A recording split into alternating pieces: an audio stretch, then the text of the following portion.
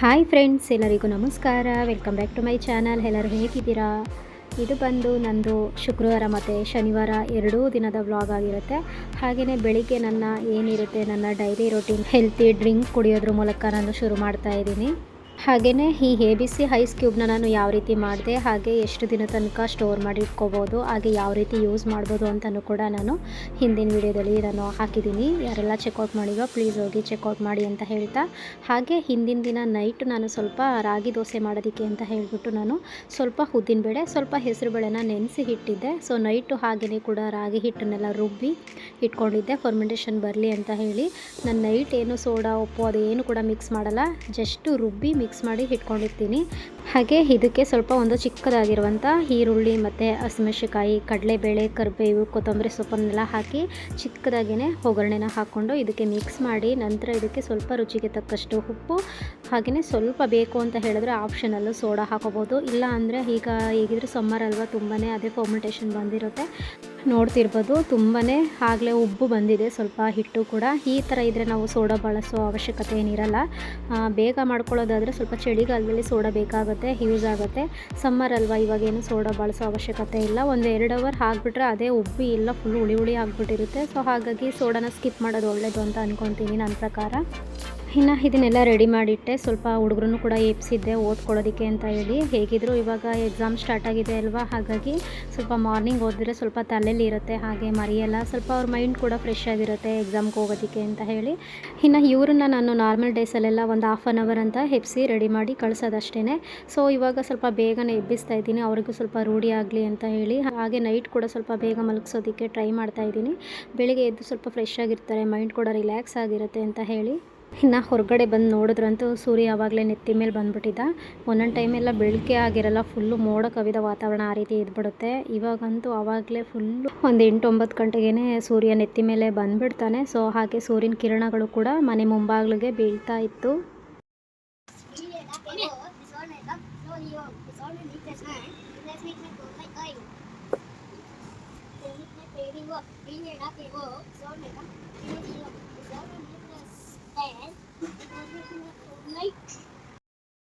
ಮೋಕ್ಷಿನೂ ಕೂಡ ಏನೋ ಓದ್ಕೋತಾ ಇದ್ದ, ಹಾಗೆ ಸ್ವಲ್ಪ ಬಾದಾಮಿನೂ ಕೊಟ್ಟಿದ್ದೆ ಕೈಯಲ್ಲೇ ತಿಂತಾ ಓದ್ತಾ ಇದ್ದ.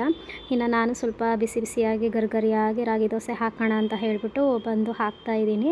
ಇದಕ್ಕೆ ಕಾಂಬಿನೇಷನಾಗೆ ಬೆಸ್ಟ್ ಕಾಂಬಿನೇಷನ್ ಅಂತ ಹೇಳಿದ್ರೆ ಕಡಲೆಕಾಯಿ ಚಟ್ನಿ. ಸೊ ಆ ರೆಸಿಪಿನೇನು ನಾನು ಶೂಟ್ ಮಾಡಲಿಲ್ಲ. ಸೊ ಹಾಗಾಗಿ ಅವರನ್ನೆಲ್ಲ ಸ್ಕೂಲಿಗೆಲ್ಲ ಕಳಿಸಿ ನಾನು ಕೂಡ ಬ್ರೇಕ್ಫಾಸ್ಟ್ ಎಲ್ಲ ಮುಗಿಸಿ, ನಂತರ ಸ್ವಲ್ಪ ಆಪಲ್ ಇತ್ತು, ಅದರಿಂದ ಒಂದು ಮಿಲ್ಕ್ ಶೇಕ್ನ ಮಾಡ್ಕೊಳ್ಳೋಣ ಅಂತ ಹೇಳಿಬಿಟ್ಟು ಮಾಡ್ಕೋತಾ ಇದ್ದೀನಿ. ನನಗಂತೂ ಈ ರೀತಿ ಆ್ಯಪಲ್ ಮಿಲ್ಕ್ ಶೇಕ್ ಅಂದರೆ ತುಂಬಾ ಇಷ್ಟ. ಆ್ಯಪಲ್ ಇಲ್ಲ ಕ್ಯಾರೆಟು ಇವೆರಡು ನಾನು ತುಂಬಾ ಇಷ್ಟಪಟ್ಟು ಮಾಡ್ಕೊಳ್ಳುವಂಥದ್ದು. ಸೊ ಹಾಗಾಗಿ ನೋಡಿದೆ, ಹಾಗಾಗಿ ಮಾಡ್ಕೊಳ್ಳೋಣ ಅಂತ ಹೇಳಿಬಿಟ್ಟು ಸ್ವಲ್ಪ ಆಪಲ್ನ ಕಟ್ ಮಾಡ್ಕೊಂಡು ಹಾಕ್ಕೊಂಡೆ. ಸ್ವಲ್ಪ 1-2 ಸ್ಪೂನ್ ಆಗುವಷ್ಟು ಶುಗರು, ಹಾಗೆ ಸ್ವಲ್ಪ ಬೆಲ್ಲದ ಪೌಡರ್ನ ಹಾಕ್ಕೊಂಡೆ. ಸ್ವಲ್ಪ ಕಾಯಿಸಿ ಆರಿಸಿ ತಣ್ಣಗಾಗಿರುವಂಥ ಹಾಲನ್ನು ಕೂಡ ಹಾಕ್ಕೊಂಡೆ. ಇಷ್ಟೇ, ಎಕ್ಸ್ಟ್ರಾ ಇನ್ನೇನು ಕೂಡ ಸೇರಿಸೋದಿಲ್ಲ. ಮೇಲ್ಗಡೆಯಿಂದ 1 ಸ್ಪೂನ್ ಆಗುವಷ್ಟು ಸ್ವಲ್ಪ ಬೆಲ್ಲದ ಪೌಡ್ರನ್ನ ಹಾಕೋತಾ ಇದ್ದೀನಿ. ಇದು ಬಂದು ಆರ್ಗ್ಯಾನಿಕ್ ಬೆಲ್ಲದ ಪೌಡರು. ಸೊ ಹಾಗಾಗಿ ಎಷ್ಟು ಬಳಸ್ತೀವೋ ಅಷ್ಟು ಹೆಲ್ತಿ ಅಂತ ಹೇಳಿ ಹಾಕ್ಕೊಂಡಿದ್ದೀನಿ. ಇವಾಗ ನನ್ನ ಆ್ಯಪಲ್ ಮಿಲ್ಕ್ ಶೇಕು ಕೂಡ ರೆಡಿ ಆಯಿತು. ಇದನ್ನೆಲ್ಲ ಕುಡಿದು ಸ್ವಲ್ಪ ಏನೇನಿತ್ತೆ ಮನೆ ಕೆಲಸಗಳೆಲ್ಲ ಮುಗಿಸ್ಕೊಂಡು ಸ್ವಲ್ಪ ಪೂಜೆ ಮಾಡೋದಿತ್ತು. ಇವತ್ತು ಫ್ರೈಡೇ ಅಲ್ವಾ, ಹಾಗಾಗಿ ಪೂಜೆನೂ ಕೂಡ ಎಲ್ಲ ಮುಗಿಸ್ಕೊಂಡೆ. ನೆಕ್ಸ್ಟು ನನ್ನ ಮಗಂದು ಪ್ರಾಜೆಕ್ಟ್ ಮಾಡಬೇಕಿತ್ತು, ಕೂತ್ಕೊಂಡೆ ಫುಲ್ಲು ಒಬ್ಬಳೇ ಮಾಡ್ತಾಯಿದ್ದೀನಿ, ಬೇಜಾರಾಗ್ತಾಯಿತ್ತು. ಅವರು ಬರೋದು ಲೇಟ್ ಆಗ್ತಾಯಿತ್ತಲ್ವ, ಹಾಗಾಗಿ ನೋಡೋಣ ಅಂದ್ಬಿಟ್ಟು ಇವತ್ತು ಇದನ್ನು ಕಂಪ್ಲೀಟ್ ಮಾಡಲೇಬೇಕು ಅಂತ ಹೇಳಿಬಿಟ್ಟು ಕೂತ್ಕೊಂಡೆ. ಎಷ್ಟಾಗುತ್ತೋ ಅಷ್ಟನ್ನು ಕೂಡ ಇವತ್ತು ಮಾಡಿದೆ ಅಂತ ಹೇಳ್ಬೋದು. ಡೈಲಿ ಒಂದೊಂದು ಅಂತ ಮಾಡ್ತಾಯಿದ್ವಿ. ಸೊ ಇವತ್ತೊಂದು ಕೂಡ ಫಿನಿಶ್ ಮಾಡೋಣ ಅಂತ ಹೇಳಿಬಿಟ್ಟು ಫೈನಲ್ ಇದು ಕೂಡ ಇವತ್ತು ಕಂಪ್ಲೀಟ್ ಆಯಿತು. ಇನ್ನು 2 ಡೇಸ್ ಇತ್ತು ಅಷ್ಟೇ ಟೈಮು. ಸೊ ಅಷ್ಟರಲ್ಲಿ ನಾವು ಎಲ್ಲ ಪ್ರಾಜೆಕ್ಟ್ನು ಸಬ್ಮಿಟ್ ಮಾಡಬೇಕಿತ್ತು ಕ್ಲಾಸ್ ರೂಮ್ಗೆ. ಸೊ ಹಾಗಾಗಿ ಫೈನಲಿ ಇದನ್ನು ಕೂಡ ಮಾಡಾಯಿತು. ಚೆನ್ನಾಗಿ ಬಂತು, ಸ್ವಲ್ಪ ಪರವಾಗಿಲ್ಲ, ಓಕೆ ಅನ್ನಿಸ್ತು.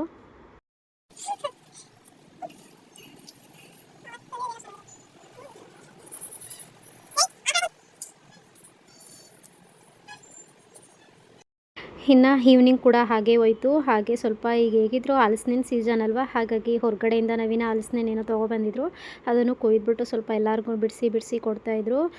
ಹಲಸಿನ ಟೇಸ್ಟ್ಗಂತೂ ಯಾವುದು ಬರೋದಿಲ್ಲ ಫ್ರೂಟು ಅಂತ ಹೇಳ್ಬೋದು, ಅಷ್ಟು ತುಂಬ ಸ್ವೀಟಾಗಿರುತ್ತೆ.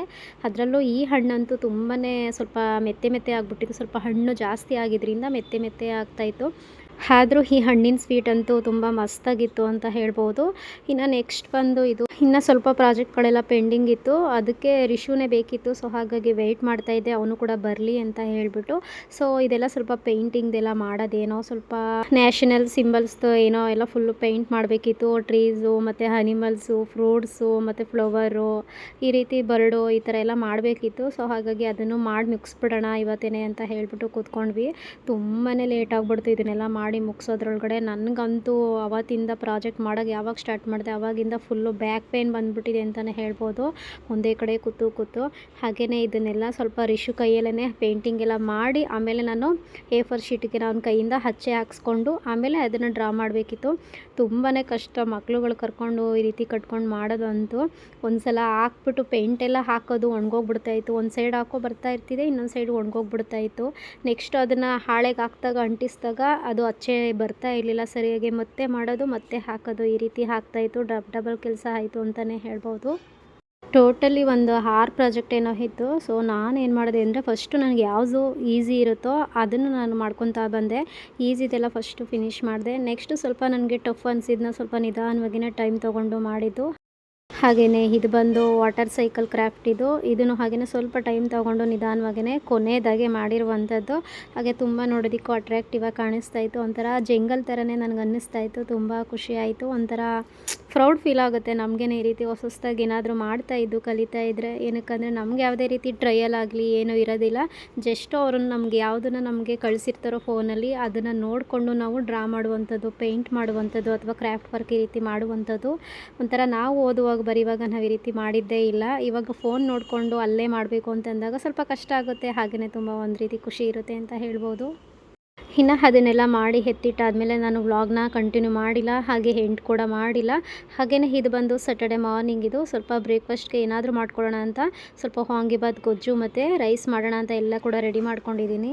ತುಂಬಾ ಈಸಿಯಾಗಿ ಬರುತ್ತೆ, ಹಾಗೆ ತುಂಬ ರುಚಿಯಾಗಿತ್ತು ವಾಂಗಿಬಾತ್ ಗೊಜ್ಜಂತೂ. ನಾವೆಲ್ಲ ಪಲಾವ್ ರೀತಿ ನಾನು ಸ್ವಲ್ಪ ಜಾಸ್ತಿ ಮಾಡ್ತಾಯಿದ್ದೆ, ಗೊಜ್ಜು ಮಾಡೋದು ತುಂಬ ಕಡಿಮೆ ಇತ್ತು. ಹಾಗಾಗಿ ಇವತ್ತೊಂದು ಡಿಫ್ರೆಂಟಾಗಿ ಸ್ವಲ್ಪ ಗೊಜ್ಜು ಮಾಡ್ಕೊಳ್ಳೋಣ ಅಂತ ಹೇಳಿಬಿಟ್ಟು ಸ್ವಲ್ಪ ಗೊಜ್ಜು ರೀತಿಯಲ್ಲೇ ಮಾಡ್ತಾಯಿದ್ದೀನಿ.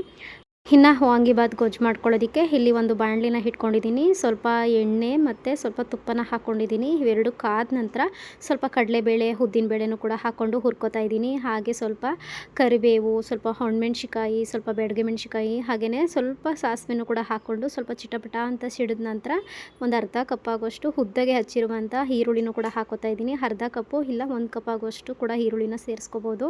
ಇದನ್ನೆಲ್ಲ ಎಣ್ಣೆ ತುಪ್ಪದಲ್ಲೇ ಹುರಿತಾ ಇರಬೇಕು. ಸ್ವಲ್ಪ ಈರುಳ್ಳಿ ಕಲರ್ ಏನಿದೆ ಇದು ಸ್ವಲ್ಪ ಟ್ರಾನ್ಸ್ಪರೆಂಟ್ ಆಗಬೇಕು, ಅಲ್ಲಿ ತನಕ ಹುರ್ಕೊಂಡ ನಂತರ ಸ್ವಲ್ಪ ಸಣ್ಣದಾಗೆ ಹಚ್ಚಿಟ್ಕೊಂಡಿರುವಂಥ ಟೊಮೊಟೊನೂ ಕೂಡ ಹಾಕ್ಕೊಂಡು ಸ್ವಲ್ಪ ಬಾಡಿಸ್ಕೊತಾ ಇದ್ದೀನಿ. ಇದು ಸ್ವಲ್ಪ ಮೆತ್ತಗಾಗಬೇಕು. ವಾಂಗಿಬಾತಲ್ಲಿ ಸ್ವಲ್ಪ ಟೊಮೊಟೊ ಎಲ್ಲ ಚೆನ್ನಾಗಿ ಬೆಂದಿದ್ರೆ ನಮಗೆ ಗೊಜ್ಜು ಕೂಡ ತುಂಬ ರುಚಿಯಾಗಿ ಬರುತ್ತೆ.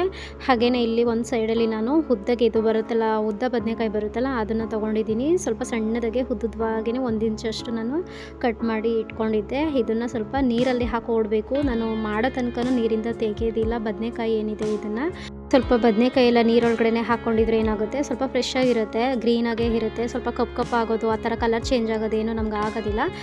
ಹಾಗೆಯೇ ಇದ್ರ ಜೊತೆ ಸ್ವಲ್ಪ ಬದನೆಕಾಯಿ ಎಲ್ಲ ಸೇರಿಸ್ಕೊಂಡ ನಂತರ ರುಚಿಗೆ ತಕ್ಕಷ್ಟು ಉಪ್ಪನ್ನ ಹಾಕೋತಾ ಇದ್ದೀನಿ. ಇಲ್ಲಿ ಸ್ವಲ್ಪ ಕಲ್ಲುಪ್ಪನ್ನ ಬಳಸ್ತಾ ಇದ್ದೀನಿ, ಬೇಗ ಬೇಯ್ಕೊಳ್ಳುತ್ತೆ ಅಂತ ಹೇಳಿ. ಹಾಗೆ ಸ್ವಲ್ಪ ಅರಿಶಿಣದ ಪುಡಿನೂ ಕೂಡ ಹಾಕ್ಕೊಂಡು ಒಂದು ಲಿಡ್ಡನ್ನ ಕ್ಲೋಸ್ ಮಾಡಿ ನಾನು 1-2 ನಿಮಿಷ ತನಕ ನಾನು ಬದನೆಕಾಯಿ ಎಲ್ಲ ಸ್ವಲ್ಪ ಮೆತ್ತಗಾಗಬೇಕು ಅಲ್ಲಿ ತನಕ ಬೇಯಿಸಿಟ್ಕೋತಾ ಇದ್ದೀನಿ. ನಂತರ ನಾನಿಲ್ಲಿ ಹೋಮ್ ಮೇಡ್ ಹುಣಸೆಹಣ್ಣಿನ ರಸನ ಬಳಸ್ಕೊತಾ ಇದ್ದೀನಿ. ಇದು ಬಂದು ಹೋಮ್ ಮೇಡ್, ಅದಕ್ಕೆ ಸ್ವಲ್ಪ ಕಲರ್ ಡಾರ್ಕ್ ಆಗಿದೆ ಅಂತ ಹೇಳ್ಬೋದು.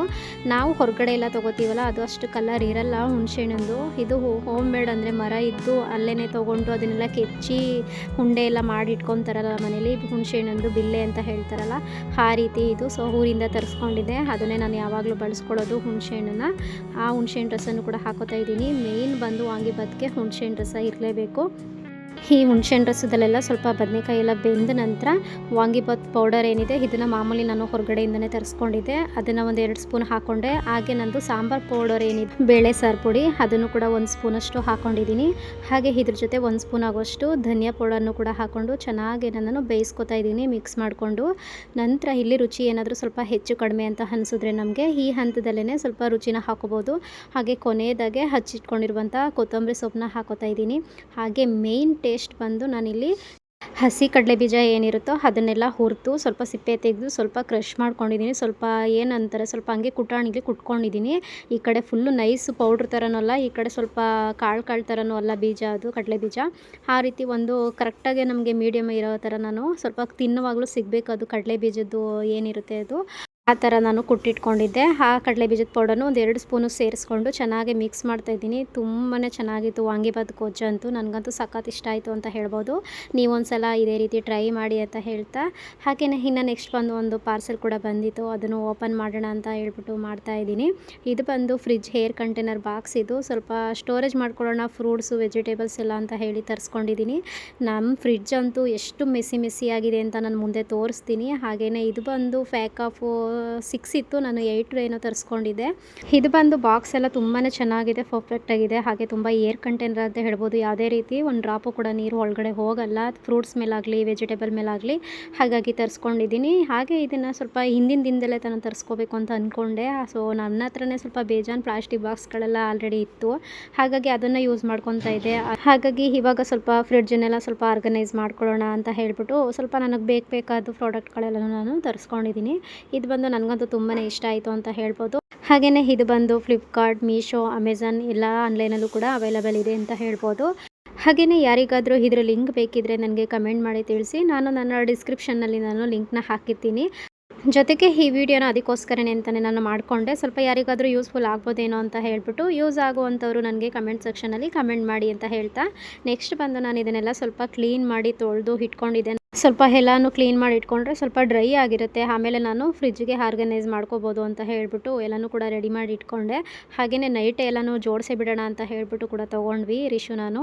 ಇರ್ಬೋದು ಫ್ರಿಡ್ಜ್ನ ಓಪನ್ ಮಾಡಿ ತೋರಿಸ್ತೀನಿ. ಸುಮಾರು ಇದು ಬಂದು ಒಂದು 9 ಇಯರ್ಸ್ ಮೇಲೆ ಆಯಿತು ನಾವು ಫ್ರಿಡ್ಜ್ ತೊಗೊಂಡು. ಇದು ಬಂದು ಸ್ಯಾಮ್ಸಂಗ್ ಫ್ರಿಡ್ಜ್. ಇದು ತುಂಬಾ ಕ್ವಾಲಿಟಿ ಇದೆ, ಒಂದ್ಸಲನೂ ರಿಪೇರಿ ಬಂದಿಲ್ಲ ಇಷ್ಟು ವರ್ಷ ಆದರೂ ಅಂತ ಹೇಳ್ಬೋದು. ಆದರೆ ಇವಾಗ ಸ್ವಲ್ಪ ನೀರು ಥರ ಮೇಲ್ಗಡೆ ಸ್ವಲ್ಪ ಬರ್ತಾ ಇದೆ, ಹಾಗಾಗಿ ಸ್ವಲ್ಪ ತರಕಾರಿ ಫ್ರೂಟ್ಸ್ ಎಲ್ಲ ಹಾಳಾಗ್ತಾಯಿತ್ತು. ಆ ಕಾರಣದಿಂದ ನಾನು ತೊಗೊಂಡೆ. ಹಾಗೆಯೇ ಎಷ್ಟು ಮೆಸ್ಸಿ ಆಗಿದೆ ನೋಡ್ಬೋದು, ಸಖತ್ತು ಅದು ಇದು ಅಂತ ತುರ್ಕಾಕ್ಬಿಟ್ಟಿದ್ದೀನಿ. ಫುಲ್ ಕವರೇ ಜಾಸ್ತಿ ಅಂತ ಹೇಳ್ಬೋದು. ಹೂ ಆಗಿರ್ಬೋದು ಮತ್ತು ಫ್ರೂಟ್ಸ್ ಆಗಿರ್ಬೋದು, ನನಗೆ ಬೇಗ ಕಾಣಿಸ್ಲಿ ಅಂತ ಹೇಳ್ಬಿಟ್ಟು ಹೆಂಗೆ ಬೇಕು ಹಂಗೆ ಇಟ್ಕೊಂಡ್ಬಿಟ್ಟಿದ್ದೀನಿ. ಸ್ವಲ್ಪ ನನ್ನ ಹತ್ರ ಇದ್ದ ಪ್ಲಾಸ್ಟಿಕ್ ಬಾಕ್ಸ್ಗಳನ್ನೂ ಕೂಡ ನಾನು ಸ್ಟೋರ್ ಮಾಡಿ ಇಟ್ಕೊಂಡಿದ್ದೆ. ಯಾಕೋ ನನಗೆ ಫ್ರಿಡ್ಜನ್ನು ಓಪನ್ ಮಾಡಿದಾಗಲೇ ಬೇಜಾರಾಗ್ತಾಯಿತ್ತು, ಎಷ್ಟು ಕ್ಲೀನ್ ಮಾಡಿದ್ರೂ ಅದು ನನಗಷ್ಟು ಚೆನ್ನಾಗಿ ಕಾಣ್ತಾ ಇರಲಿಲ್ಲ ಫ್ರಿಡ್ಜು. ಹಾಗಾಗಿ ಇವಾಗ ಫುಲ್ ಎಲ್ಲ ಚೇಂಜ್ ಮಾಡೋಣ ಅಂತ ಹೇಳ್ಬಿಟ್ಟು ಸದ್ಯಕ್ಕೆ ನನ್ನ ಹತ್ರ ಇರುವಂಥ ಪ್ಲಾಸ್ಟಿಕ್ ಬಾಕ್ಸ್ಗಳನ್ನೂ ಅವನ್ನೆಲ್ಲ ಬಳಸ್ಕೊಂಡು ನಾನು ಆರ್ಗನೈಸ್ ಮಾಡ್ತಾಯಿದ್ದೀನಿ. ಹಾಗೆ ರಿಶು ಕೂಡ ನನಗೆಲ್ಲ ಬಾಕ್ಸ್ಗಳನ್ನೂ ಸ್ವಲ್ಪ ಒರೆಸಿ ಕೊಡ್ತಾ ಇದ್ದ ಬಟ್ಟೆಯಿಂದ.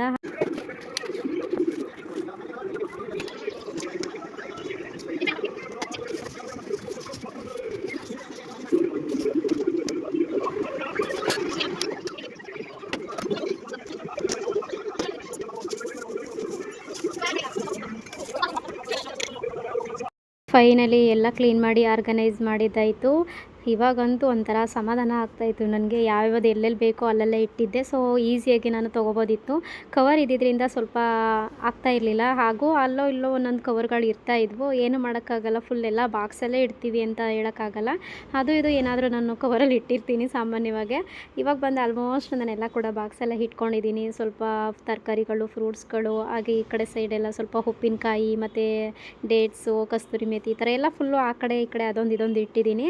ಹಾಗೆ ಇನ್ನು ಬಂದು ಸ್ವಲ್ಪ ಕೆಳಗಡೆ ಎಲ್ಲ ಸ್ವಲ್ಪ ಕಾಳುಗಳನ್ನೆಲ್ಲ ಇಟ್ಕೊಂಡಿದ್ದೀನಿ. ಅಂದರೆ ಊರುಗಳಿಂದ ತರಿಸ್ಕೊಂಡಿದ್ದೆ ಸ್ವಲ್ಪ ಹುರುಳಿಕಾಳು ಆ ಥರ ಎಲ್ಲ, ಅದನ್ನು ನಾನು ಫ್ರಿಡ್ಜಲ್ಲೇ ಸ್ಟೋರ್ ಮಾಡಿ ಇಟ್ಕೊಳ್ತೀನಿ. ಸ್ವಲ್ಪ ಹುಳ ಆಗೋದು ಆ ಥರ ಏನೂ ಆಗಲ್ಲ ಅಂತ ಹೇಳ್ಬಿಟ್ಟು. ಮತ್ತು ಇನ್ನು ಕೆಳಗಡೆ ಎಲ್ಲ ಸ್ವಲ್ಪ ಕಸ ಹಾಗಾಗಿ ಇತ್ತು, ಸ್ವಲ್ಪ ಎಲ್ಲ ಕ್ಲೀನ್ ಮಾಡ್ಕೊಳ್ಳೋಣ ಅಂತ ಹೇಳ್ಬಿಟ್ಟು ಫಸ್ಟೇ ನಾನು ವೀಡಿಯೋ ಮಾಡ್ಕೊಬಿಡ್ತಾ ಇದ್ದೀನಿ, ಆಮೇಲೆ ಮರ್ತ್ಬಿಡ್ತೀನಿ ಅಂತ ಹೇಳ್ಬಿಟ್ಟು. ನೆಕ್ಸ್ಟ್ ಇದು ಬಂದು ಡಬಲ್ ಡೋರ್ ಆಗಿರೋದ್ರಿಂದ ಇನ್ನು ಮೇಲ್ಗಡೆ ಸ್ವಲ್ಪ ಸ್ಪೈಸಸ್ಗಳು, ನನಗೆ ಮಸಾಲೆ ಐಟಮ್ಸ್ಗಳು, ಹಾಗೆಯೇ ಸ್ವಲ್ಪ ಲೇಟಾಗಿ ನಾನು ಜಾಸ್ತಿ ಉಪಯೋಗಿಸ್ದೇ ಇರುವಂಥವು ನಾನು ಬೇಗ ಹಾಳಾಗದೇ ಇರಲಿ ಅಂತ ಮೇಲ್ಗಡೆ ಇಟ್ಕೊಂಡಿರ್ತೀನಿ. ಸ್ವಲ್ಪ ಹಿಟ್ಟುಗಳು, ಮೈದಾ ಹಿಟ್ಟು, ಕಡಲೆ ಹಿಟ್ಟು ಆ ಥರ ಎಲ್ಲ ಮೇಲ್ಗಡೆನೇ ಇಟ್ಕೊಂಡಿದ್ದೀನಿ. ಇನ್ನು ಬಂದು ವಾಂಗಿಬಾತ್ ಪೌಡರ್ ಆಗಿರ್ಬೋದು, ಈ ರೀತಿ ಪುಳಿಯೋಗರೆ ಪೌಡರು ಮತ್ತು ಮಸಾಲೆ ಐಟಮ್ಸ್ಗಳು, ಇದನ್ನೆಲ್ಲ ನಾನು ಫ್ರಿಡ್ಜಲ್ಲಿ ಈ ಕಡೆ ನನ್ನ ಸೈಡಲ್ಲಿ ಇಟ್ಕೊಂಡಿರುವಂಥದ್ದು. ಸದ್ಯಕ್ಕೆ ಇಷ್ಟು ನಂದು ಫ್ರಿಡ್ಜ್ ಆರ್ಗನೈಸ್ ಆಗಿರುವಂಥದ್ದು. ಸದ್ಯಕ್ಕೆ ಒಂದು ರೀತಿ ಸಮಾಧಾನ ಕೊಡ್ತು ಅಂತ ಹೇಳ್ತಾ ಈ ವಿಡಿಯೋನ ಇಲ್ಲಿಗೆ ಎಂಡ್ ಮಾಡ್ತಾ ಇದ್ದೀನಿ. ಯಾರಿಗೆಲ್ಲ ಈ ವಿಡಿಯೋ ಇಷ್ಟ ಆಯಿತೋ ಪ್ಲೀಸ್ ಲೈಕ್ ಮಾಡಿ, ಶೇರ್ ಮಾಡಿ, ಕಮೆಂಟ್ ಮಾಡಿ. ಹಾಗೆಯೇ ಯಾರೆಲ್ಲ ಚಾನಲ್ನ ಸಬ್ಸ್ಕ್ರೈಬ್ ಮಾಡದೆ ವಿಡಿಯೋ ನೋಡ್ತಿದ್ರೋ ಪ್ಲೀಸ್ ದಯವಿಟ್ಟು ಸಬ್ಸ್ಕ್ರೈಬ್ ಮಾಡ್ಕೊಂಡು ವಿಡಿಯೋ ನೋಡಿ ನನಗೆ ಇನ್ನೂ ಹೆಚ್ಚಿನ ಒಂದು ಸಪೋರ್ಟ್ ಮಾಡಿ ಅಂತ ಹೇಳ್ತಾ ಮತ್ತೆ ಸಿಗ್ತೀನಿ. ಅಲ್ಲಿವರೆಗೂ ನಮಸ್ಕಾರ. Thanks for watching. Take care.